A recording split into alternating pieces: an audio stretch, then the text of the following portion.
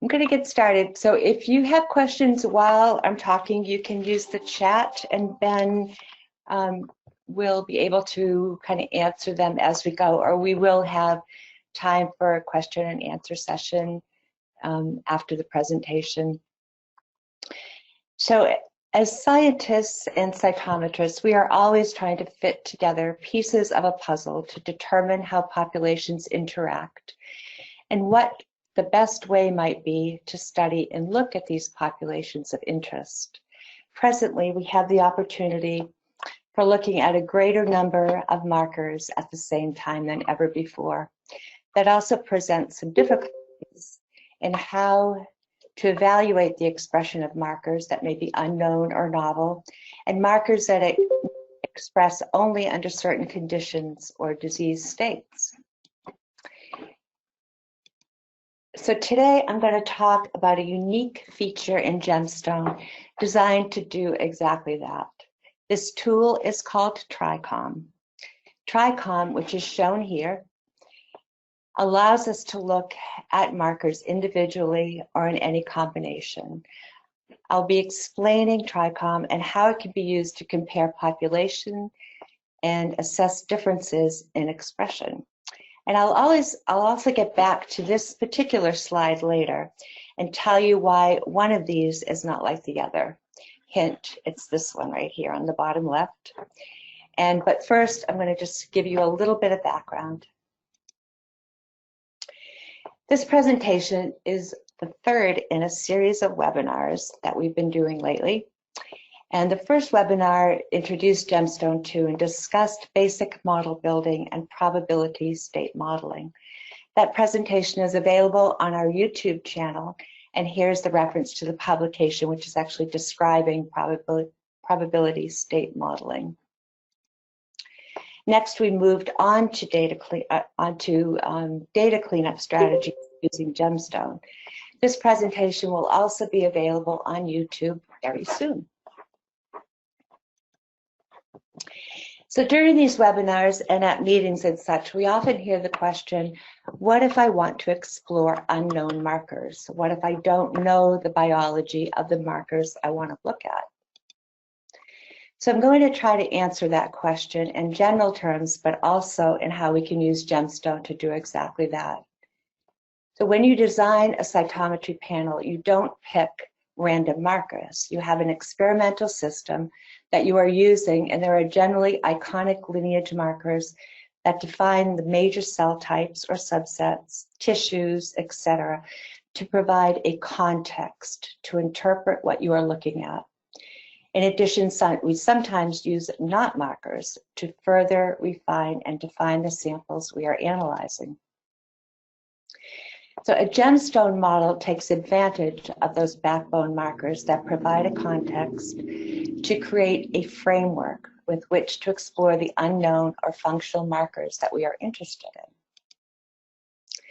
There are many advantages to using this approach with GemStone. Every event in your data file is accounted for. There is no double counting, such as can occur with gating. We do not lose information, so you can't inadvertently gate out a population of interest. There is no limit to the number of markers you can have in your panel or the combinations you can look at with GemStone. And at the end, you have a set of QC metrics and statistics that will tell you how many events may be unassigned and how well the model is performing with your data. The tool we use to do this in GemStone is called TriCOM, which stands for Trinary State Combinations. This means that we have the ability to look at 3 states a marker may express: a normal state, a higher than normal state, and a lower than normal state. The normal state can be thought of as a baseline state, where a marker may exist before activation or before a change in state. This may be a negative state, particularly with unknown markers or cytokines, or it may be a positive state if the marker downregulates upon activation or in an abnormal condition. So we can look at these markers singly or in any combination. when doing so, we can determine statistically what might be a significant combination. The combinations of markers that you want to look at are based on your panel and your experimental system. Subsets can be defined based on published data, or if your markers are truly novel or unknown, you can use TriCOM to explore how they might interact with other markers.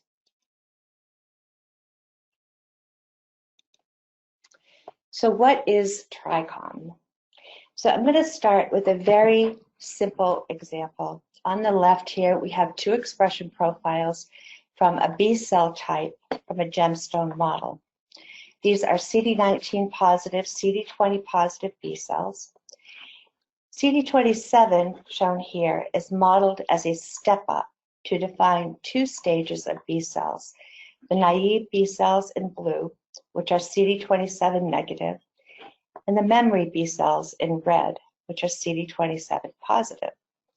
When GemStone models a step up, all of the negative events for CD27 are reorganized to the left, and then the positive events, again, which are here in red, are to the right, with all of the transitional events accounted for.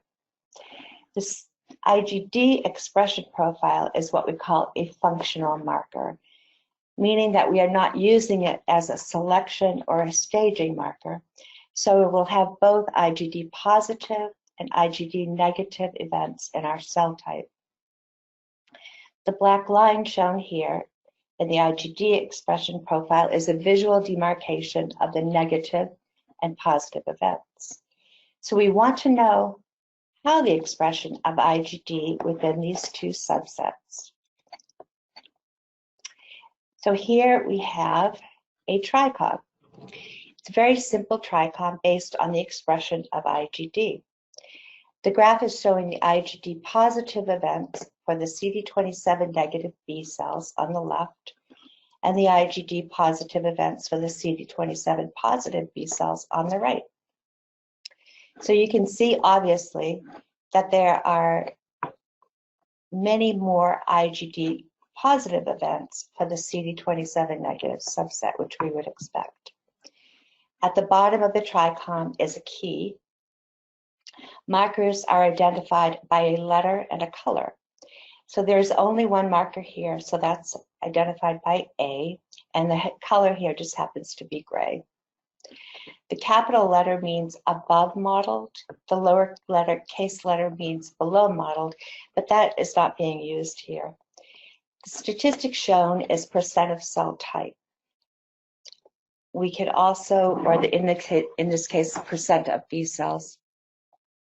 You can also display percent of total or the number of events. And all of the statistics are actually available in the information system. So the display here is up to the user. You can also display no statistics. So we could edit the labels of these populations to provide an alias if we wish to. These become what we call named TriCOM populations, and I'll show you how to do that and the significance of this in this demo a little bit later. The pies in the TriCOM corresponds to the size of the populations. Donor 1 here on the left, and then we have donor 2 here on the right, obviously. You can see the percentage of CD27 positive, IgD positive events are much lower in donor 2. So we have 2.65% as opposed to 7.95%. So comparing 5 donor files, I have a panel with 5 donor files in this data set that I'm going to be showing you. These are all healthy donors, so there's really nothing terribly dramatic here. But you can see the variation between the various donors in the expression of IgD. And each of these TriCOM, individual TriCOMs, can be saved as a graphic. And again, all of the statistics are available in the information system, which include the number of events in each population, the percent of cell type, the percent of total events. These statistics can be added to the database and exported for further analysis. And I'm going to keep saying that because Chris Bray told me to. So you'll hear that again. So what about looking at multiple markers? Here we are looking at CD56 positive NK cells. And we want to look at the expression of CD16, CD27, CD161, CD57, and HLA-DR. So to look at the co-expression of these 5 markers with gating, we would need 10 dot plots, decide where to put the gates, then do some fancy steps to figure out what is co-expressed, what might be exclusively expressed, and how this might all change between sample files. So here is a TriCOM set up with the same markers as the previous slide. Again, the events represent CD56 positive NK cells. And to read a TriCOM with multiple markers, we actually start from the bottom.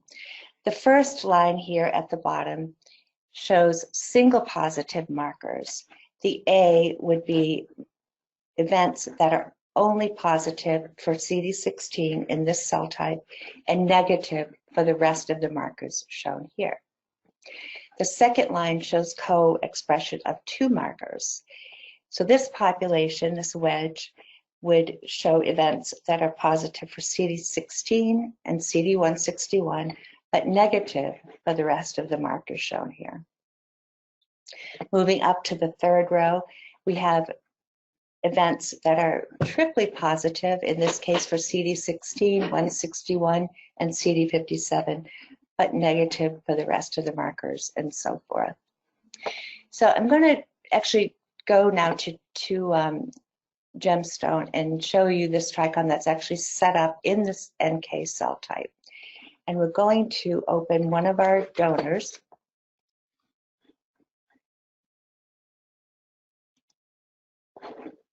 So here I'm showing you, I've just opened up GemStone. This is the NK cell type. These are the cell type tabs here.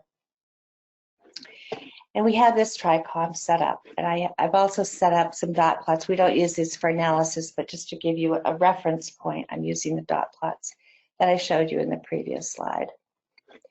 So I'm going to just right-click on this segment.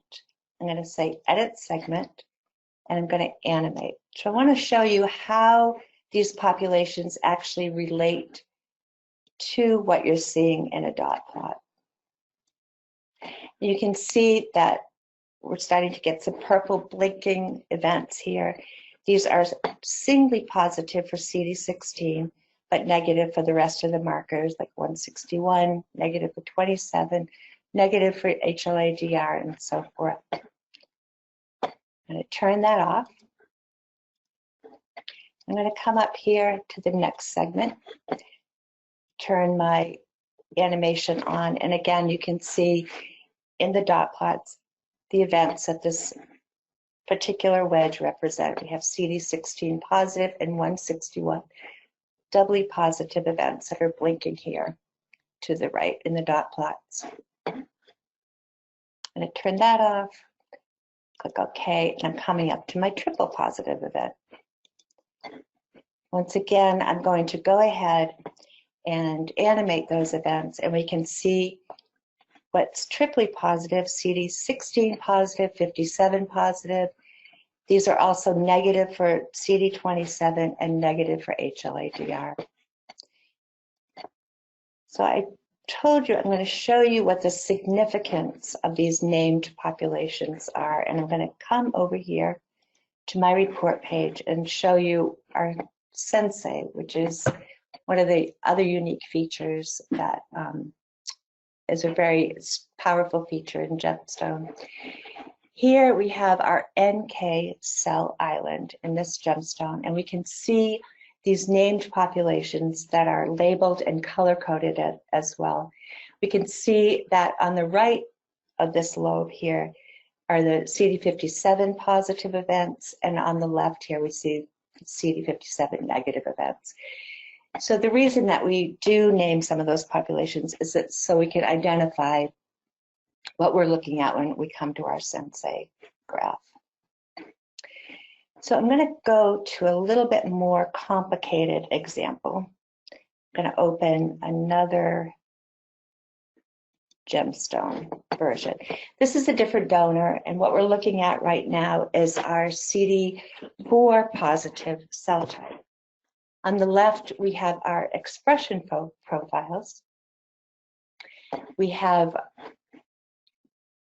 a progression, which is showing our naive stage of CD4 T cells, the central memory stage, the effector memory stage, and the effector stage here in purple.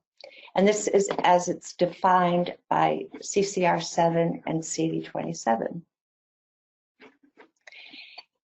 I'm going to show you here how we can see an expression of our Tregs in each of these stages. So I've set up another TriCOM. We have Tregs as defined by CD127 and CD25. CD127 is low for T regulatory cells.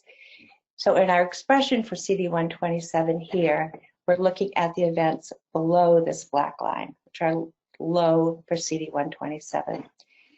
On our TriCOM, we can see some hatch marks. Those are the events that would be represented by the 127 low events. Coming over here to our expression profile for CD25, we can see we're going to be looking at the positive events, the events which are above this black line, which it would be represented by this orange. And here is our population of CD127 low, CD25 events. Again, I'm going to right-click on that. I'm going to animate. And you can see where those events would be represented in our expression profile, as well as a dot plot, which would be a typical gating strategy with CD25 positive and 125 low.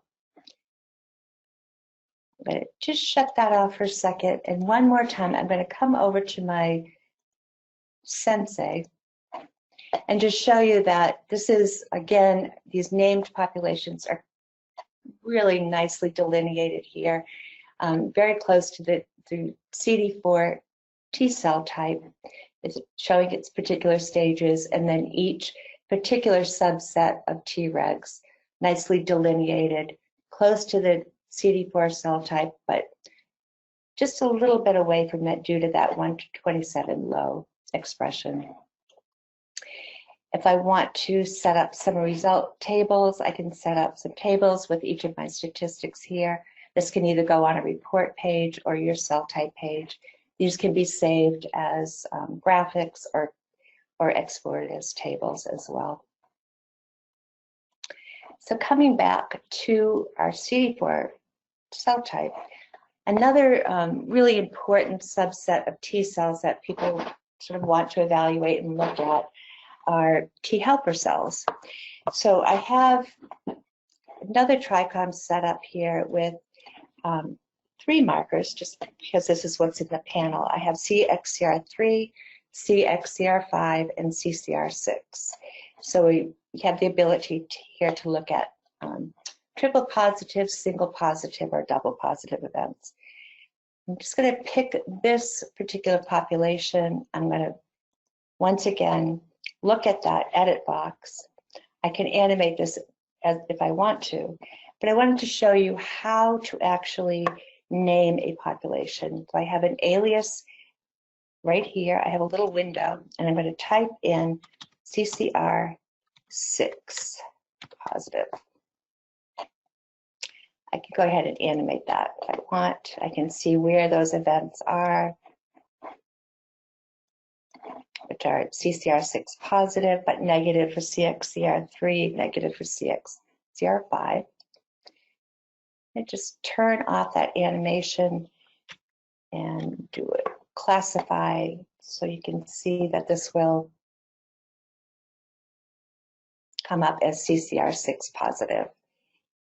I could either name a population with a phenotype, or I could actually name a population with some other kind of name. In this case, I'm just going to pick one. I'm going to say this is TH9 subset. Click OK. Once again, I'm just going to bring that up as a named population. I can go ahead and animate those, and we can see where these show up on the dot plot. So this is a double positive population for CXCR3 and CCR6. And I'll shut that back up. So how do you actually set up a TriCOM? I'm going to come over here, and what I want to do now is I'm going to just set up a very simple TriCOM for PD1. We call this a functional marker, again, because it's not used as a selection marker or a staging marker. And these markers are defined and delineated using our cell type wizard. When you're actually building a model or when you're editing a cell type, you can define these as functional markers. And what this means is that we want the full expression of both the negative and the positive PD1 events in our cell type, as you can see here in this expression profile. I'm going to click on my icon right here, which is to create a TriCOM. Going to scroll over to an empty place in my workspace and just click. So this has created a TriCOM. By default, it comes up with the first three markers, the expression profile in the model. So what I'm going to do is I'm just going to edit the graphics. I want to choose the markers that I'm actually interested in displaying. I'm going to shut these off. I'm going to pick PD1. Again, I could pick anything, these functional markers that I want. I'm going to just say high only because we're interested in the positive events. And I'm going to click OK. The next thing I can do is I can decide what statistics I'm going to show. This little drop-down menu here where you can show percent of stage or the number of events. I'm going to leave it at percent of cell type. I'm going to change this to 2 just to keep it a little cleaner. So that's my number of decimal places.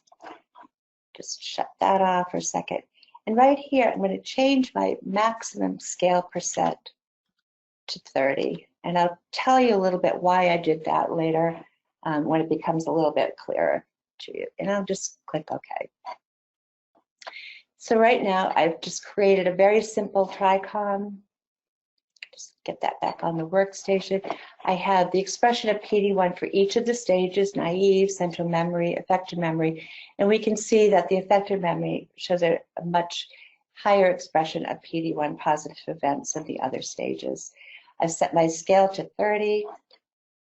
If I want to save this TriCOM, I right-click on that frame above the title and say Edit Frame. I can flag to save this. I can create a subfolder if I want all of my same TriCOMs to go into one folder for easy access. I can create a subfolder to save that graphic. All of these graphics can be saved to a publication or presentations in high quality graphics. And I can also make some choices in what I want to actually show on this graph, whether I want the title of the file name, CD4 T cells, or whatnot. It also gives me an identity for these TriCOMs so that I can find them in my information system. I'm going to say OK. I'm going to come over here to my batch list. If I right-click, I'm going to say Edit Fields, and this brings up the information system where I can find all of my statistics for all of the subsets, all of the cell types, all of the intensities, etc. But I'm also going to see here all of the TriCOMs that are set up in my GemStone model. So we can find the cell type that we're interested in, the TriCOM graph, and then open these and see all of the statistics that we could add to our database for further export. And again, we can just right-click here. We can export database. It's exported in a tab delimited file, which can be opened in another statistical program for further analysis. Okay. So let's come back to our, sorry, I'm going to come back to my,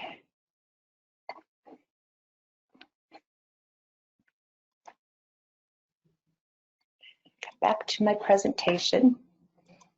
Give me 1 second here.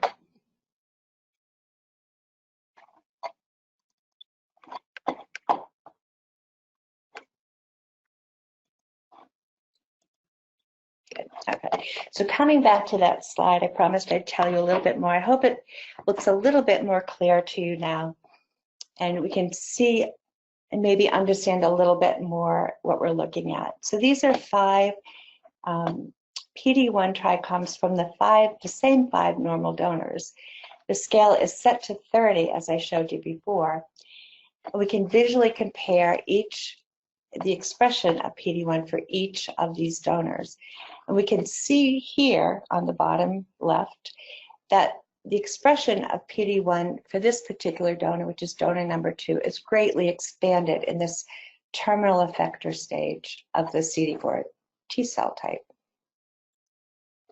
And just getting a little bit of a closer look comparison between 2 donors.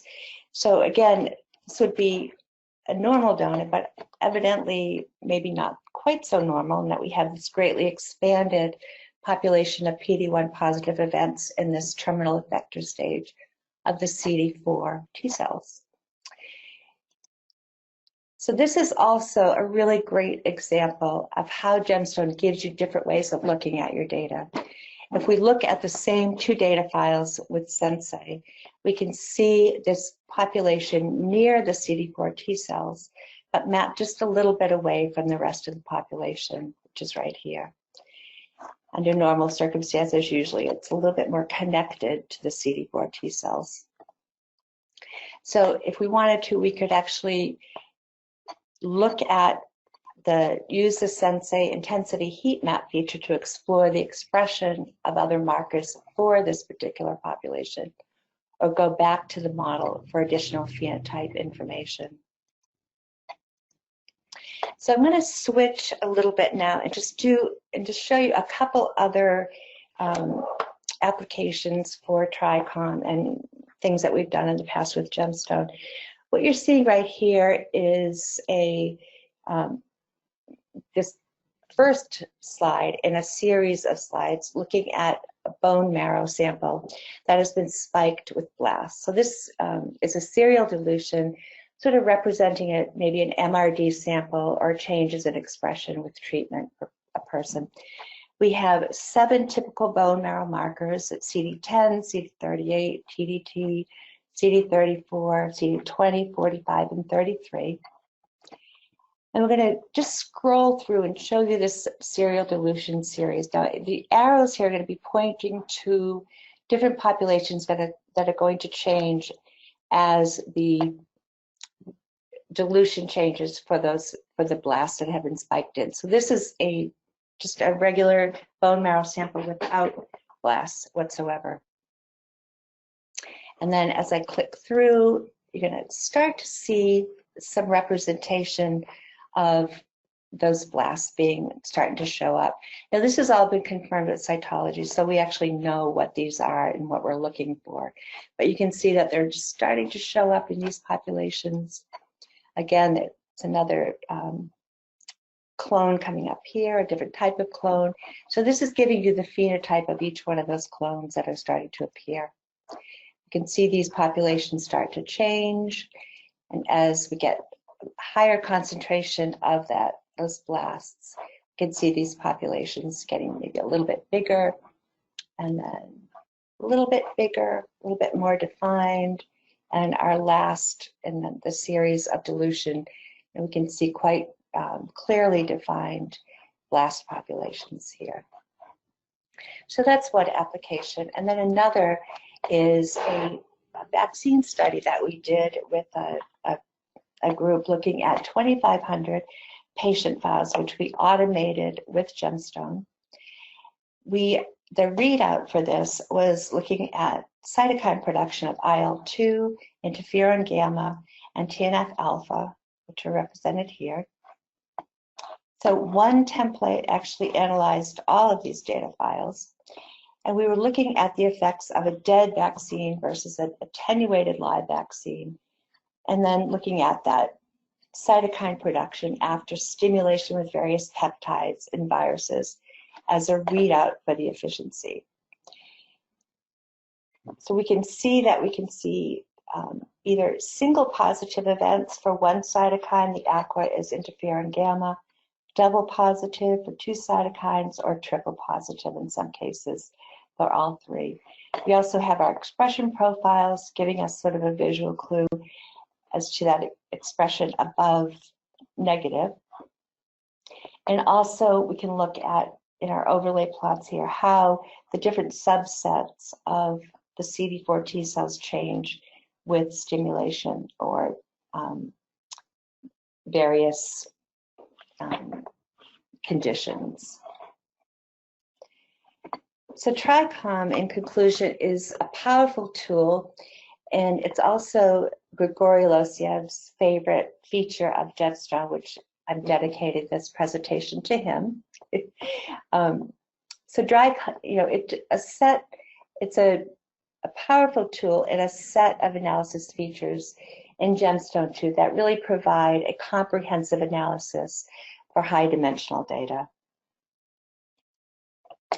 So to wrap up our talk today, we introduced you to TriCOM, and I demonstrated how to evaluate single or combinations of novel and functional markers.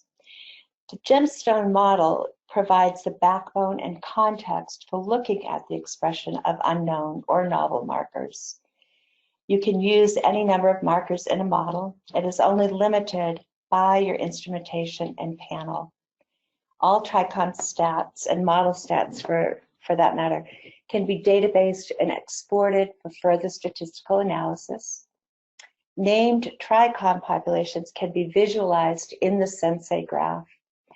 Cell types modeled with progressions clearly show the expression of markers in each stage. And we can set up a common scale, which allows us to visually compare the expression of different markers for publication or presentations. And these can be saved in high quality graphical outputs. Importantly also is that templates can actually be edited and reused to add or change the novel markers as long as those backbone markers of the panel stay the same and are acquired in similar conditions. So it's not necessary to know the full biology of your markers. You really just need to have enough information from known markers to provide some kind of a context for the interpretation of these results. And with that, I'm going to end, and I'll answer any questions. And thank you for joining us today. And as always, if you don't have any questions right now, you can email us. You can come to our website and find any information that you might want. There's a trial version for GemStone. I'd like to thank Bruce for a couple of the slides, and also SciTech for the 33 color panel data files, and then Fred Preffer for the serial dilution study. So thank you. There's a question coming from Grigory. Let's see if he posts it to everybody.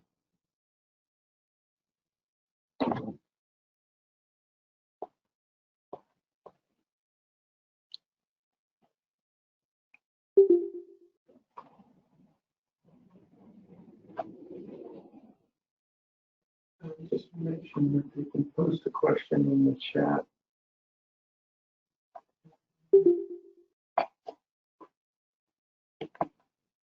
That's something I can see. So the question Grigory asked is, can you just go over the difference again between the capital A and the lowercase a? Example, the uppercase letter versus the lowercase letter. Okay. So we had a question regarding, let's see if I could get back to, all right, so. Yeah, that'll work. Yep, this will work. We had a question regarding the uppercase A and the lowercase a. The uppercase A represents something above what would be modeled. So in this particular case, maybe I'll come up to my T-regs. CD25 is represented by this letter B. We have the uppercase B are above what is modeled. Okay, so CD127, we're looking at what's lower than modeled, which is represented by this lowercase a. And if I want to look at that, I can just edit this segment and I can animate that. And so I'm looking at below what is modeled, or below that sort of baseline state.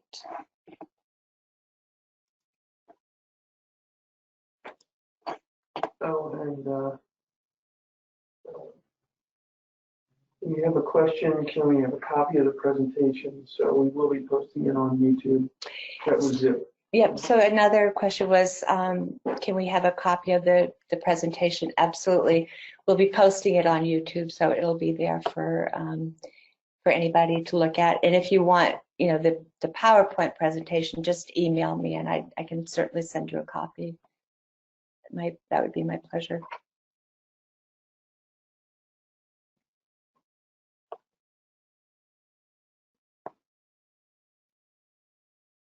Nice.